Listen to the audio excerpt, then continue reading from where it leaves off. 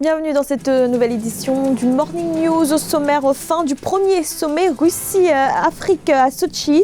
Ces 23 et 24 octobre, les dirigeants africains ont été reçus par le président russe Vladimir Poutine. Moscou déterminé à faire son grand retour économique sur le continent. Le ministre français des Affaires étrangères Jean-Yves Le Drian en visite au Cameroun. Il a été reçu par le président camerounais Paul Biya. Les conclusions du dialogue national, les défis sécuritaires et la relance de la coopération entre les deux pays ont été abordés.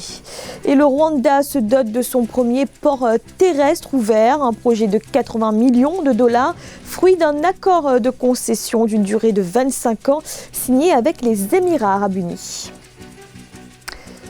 Il s'agissait du premier sommet Russie-Afrique. Plus de 40 dirigeants africains ont répondu à l'appel du président russe Vladimir Poutine à Sochi. Une rencontre de 2 jours où il a été question du renforcement de la coopération économique. Moscou qui veut doubler d'ici 5 ans ses échanges avec le continent.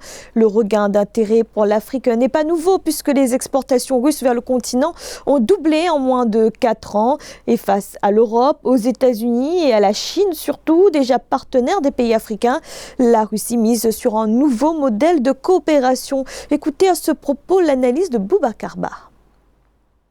Vous savez qu'il y a les Européens qui sont là depuis, c'est séculier, depuis des centaines d'années.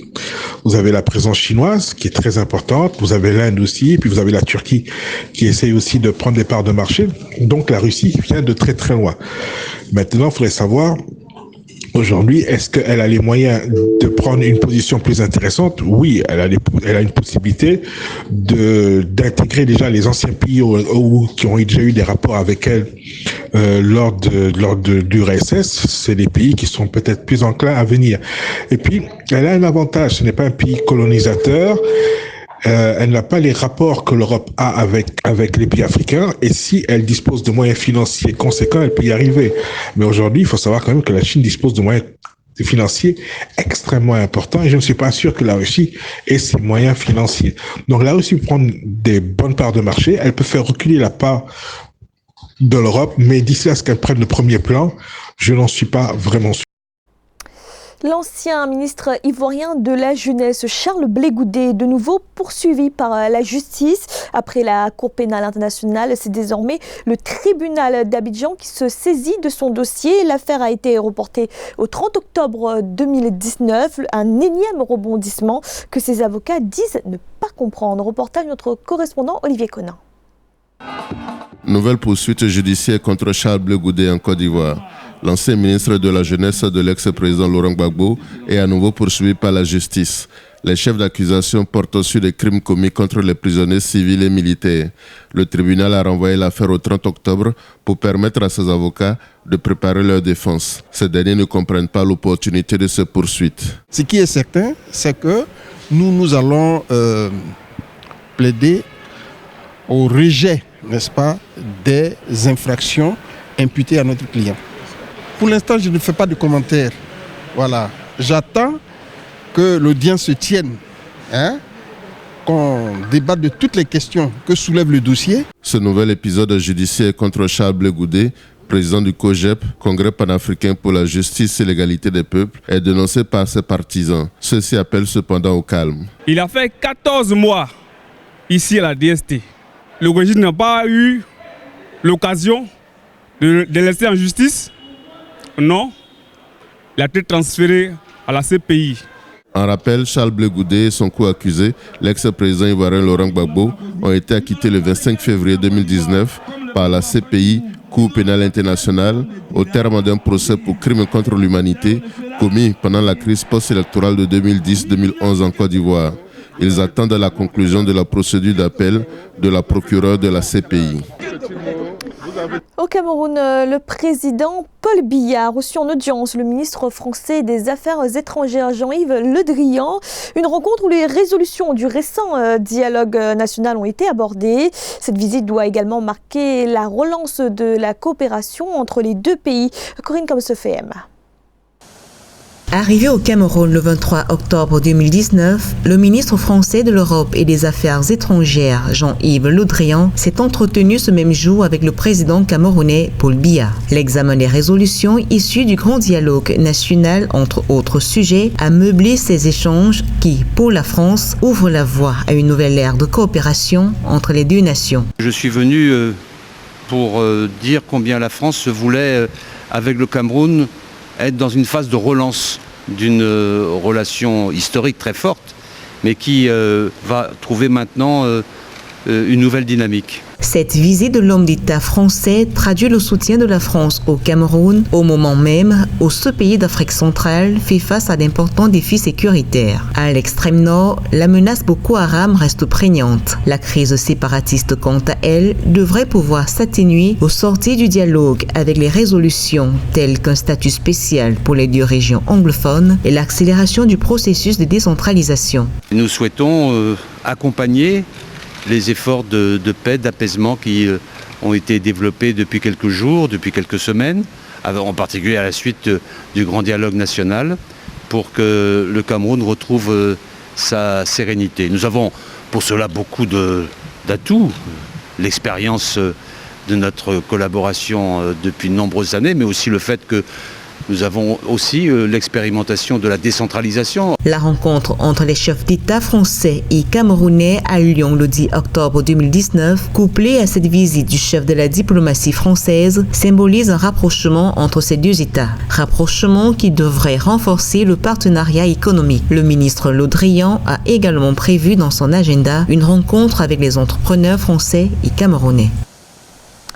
Les recommandations du dialogue politique au Bénin vont-elles ouvrir la voie à une réforme constitutionnelle? C'est en tout cas les craintes d'une partie de l'opposition qui appelle à la vigilance. Pour rappel, le projet de réviser la Constitution avait déjà été porté 2 fois et avait à chaque fois essuyé un échec. Victoria Sedji.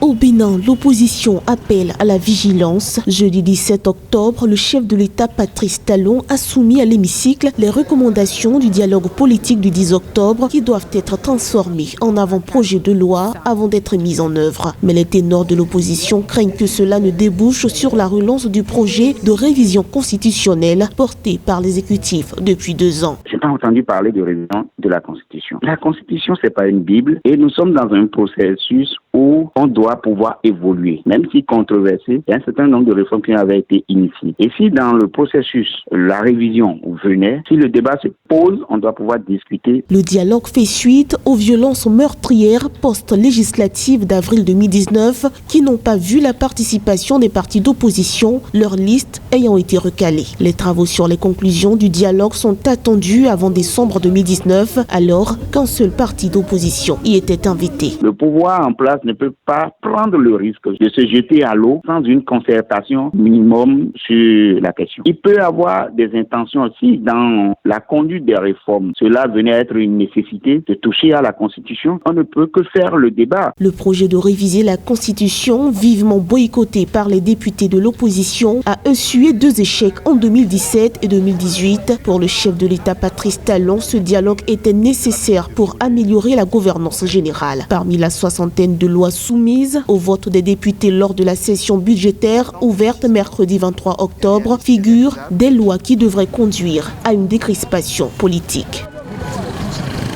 Le projet de barrage de la Renaissance continue de créer des tensions entre l'Égypte et l'Éthiopie.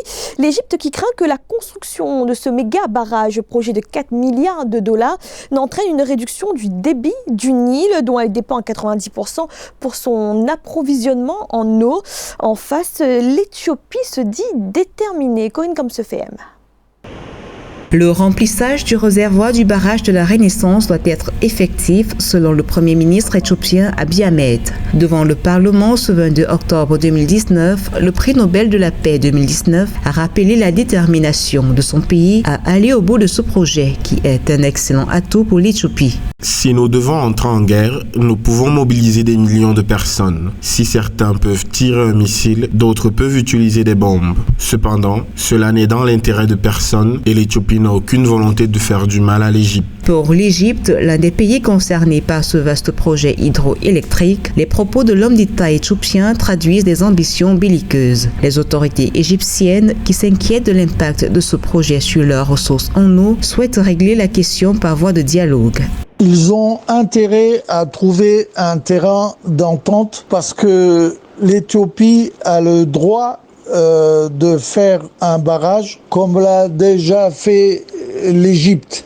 L'Éthiopie ne veut pas priver d'eau l'Égypte. Ils peuvent trouver un terrain d'entente très facilement. Et l'Union africaine a intérêt à intervenir très vite. Achevée aux 2/3, cette vaste infrastructure sera le plus grand projet hydroélectrique de toute l'Afrique avec une production estimée de 6000 MW. Cette retenue d'eau sur le Nil bleu pourrait affecter la ressource en eau au Soudan et en Égypte, des pays traversés par le Grand Nil. C'est la première infrastructure de ce genre dans la région. Le Rwanda va se doter de son premier port terrestre ouvert. Le projet d'un coût de 80 millions de dollars doit permettre de stimuler le commerce international du pays. La première phase de construction a été portée par le groupe émirati DP World. Reportage de notre correspondant Fratenda Kisenga. Inaugurée ce 21 octobre 2019 par le président de la République Paul Kagame, la Kigali Logistics Platform est la plus grande installation de manutention intérieure du pays des 1000 collines et la première de ce genre dans la région. Située à Kigali, la capitale du Rwanda, ce port devrait stimuler le commerce international du pays et offrir un potentiel concurrentiel sur les marchés étrangers. C'est vrai qu'il nous faut des partenariats d'affaires et des politiques bien développées, mais ils n'ont d'impact qu'avec la construction des infrastructures nécessaires. Avec le lancement de ce port, le Rwanda remplit petit à petit sa part du marché de se connecter au plus grand marché de 1,2 milliard de consommateurs sur le continent africain et au-delà. Construit sur 90 000 mètres carrés, le port dispose d'un parc de manutention de frais pour les conteneurs et 640 000 tonnes d'espace d'entreposage. La première phase de construction aura coûté 35 millions de dollars aux investisseurs émiratis Dubai Ports World. La plateforme logistique de Kigali, qui est parfaitement située au cœur du centre de production et de consommation, servira comme porte d'entrée des ports de Mombasa et Dar es Salaam. Le Rwanda peut soutenir l'augmentation des transactions commerciales et industrielles et cela requiert un système de logistique moderne, efficace, muni de services clés comme le transport, le stockage, les autorisations transfrontalières, la distribution de fret et un système de paiement. Le projet de port terrestre du Rwanda coûtera au total 80 millions de dollars. L'installation aura des fonctions similaires à certains ports maritimes, y compris les services de dédouanement. C'est le fruit d'un accord de concession d'une durée de 25 ans signé entre le Rwanda et les Émirats arabes unis en 2016.